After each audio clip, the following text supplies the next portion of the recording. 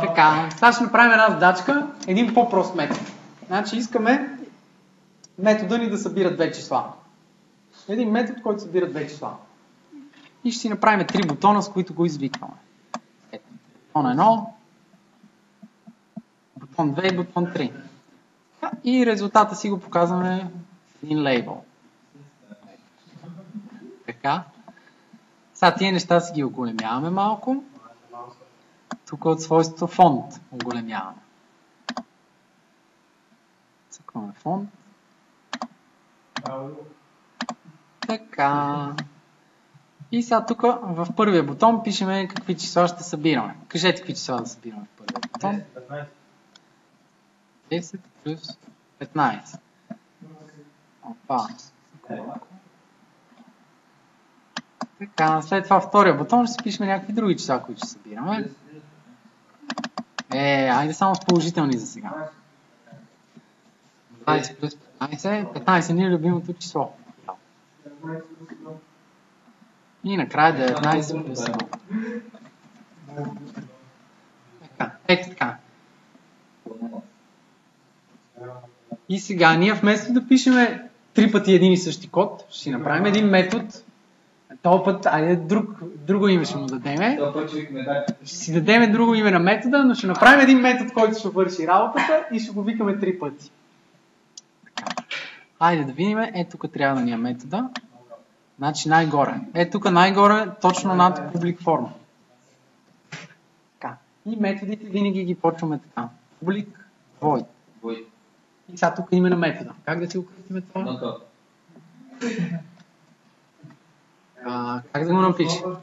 Knockout или да го напиша на английски? Това е много дълго стана. Така стана много дълго.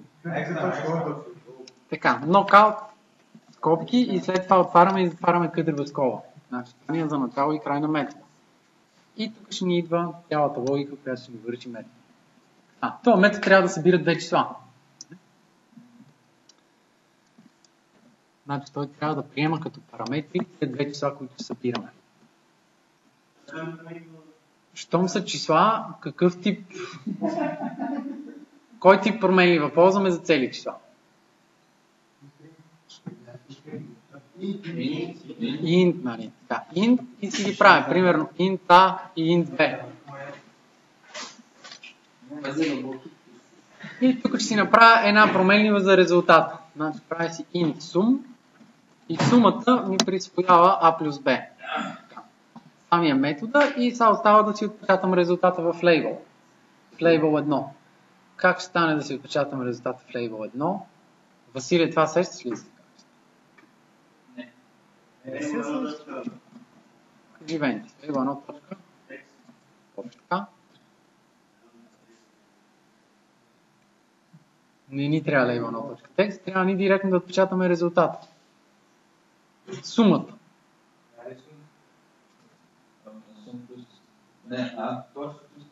Sum.toString, за да го направим на текст. Ето. Така. И това ни е метода. Значи, този метод е по-простичък, той прави само това. Събира двете числа и ги отпечатваме в лейбъл. Така. И сега остава във всеки бутон да си го викаме. Така, в първия бутон за 10 плюс 15.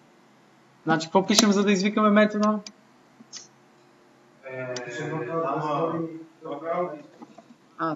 Името на метода knockout и скоби. И тук казваме кои две числа събираме. 10, запетайка, 15. Това е. Значи параметрите винаги са запетайки. Втория бутон, knockout, скобичките, 20, запетайка, 15. Така. И в последния бутон пак викам името на метода knockout, скобички. Само че запетайка, нали? Запетайка 1. И да видим сега нашия метод какво прави. Тук работи. И тук работи. Той е идеален. Първото пише, 26 пише на първо. 25. Смята, даже правилно смята. Удивителен. Добре, айде да пробваме сега Сега да дигнем нивото на този метод knockout. Значи ще искаме пак да събира числа, само че всеки път резултатът да е в различен лейбъл. Като натиснем бутон 1, резултатът отива в лейбъл 1. Като натиснем бутон 2, отива в лейбъл 2. И от бутон 3 отива в лейбъл 3. Супер! Асен казва, че е лесно. Кажи сега къде да пишеме и какво. Точно така, тук в метода. И какво пишеме? Лево 2. Не. Лево 2 до текст. Така. Е равно на... Пак. И пак to string. Искаме сумата да така. А за label 3 същата работа. Label 3 текст и сега сумата to string. Да видим колко е лесно. Значи сега искаме, като натиснем бутон 1, резултатът да идва тук. Бутон 2 тук, от бутон 3 тук. От всеки бутон резултатът да отива в различен лейбъл. Така, и да видим сега, като променихме нашия knockout. Какво става? Цъкаме лейбъл 1, цъкаме лейбъл 2, цъкаме лейбъл 3. Ема не става баш както на нас не си иска. Но се подеса. Всеки път пише едно и също. Не искаме да е различно. Това това е виновен. Knockout е виновен, трябва да го променим. Не. Мане, да му го надължи, няма да бъде. Але играем такива, учете.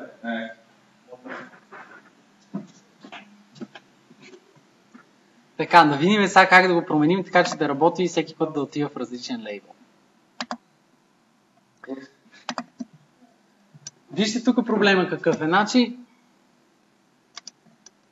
Василе, ти с какво се занимаваш?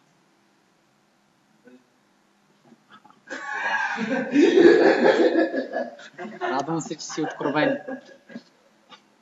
Така, значи сега тук искаме да не ходи резултата в лейбъл 1, 2 и 3, той ще ходи само на едно място.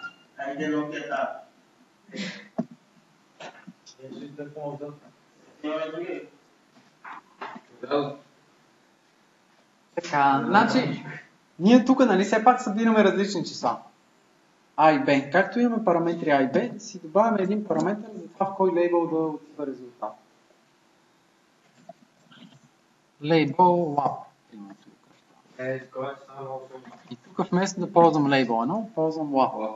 Сложно ли стана? Значи това е както в CS ви казах, че всеки път ще имаме параметър за различно оръжие. Тук имахме два параметъра за двете числа, които събираме и си добавяме трети параметър в кой лейбъл да ходи резултат.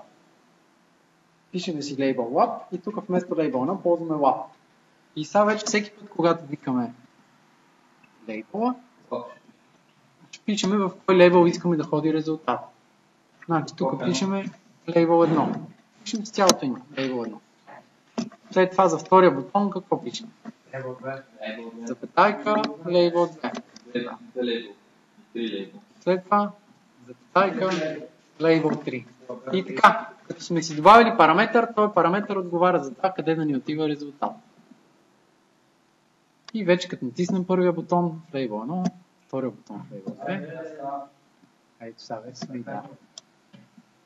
И така добавяме колкото си искаме параметри.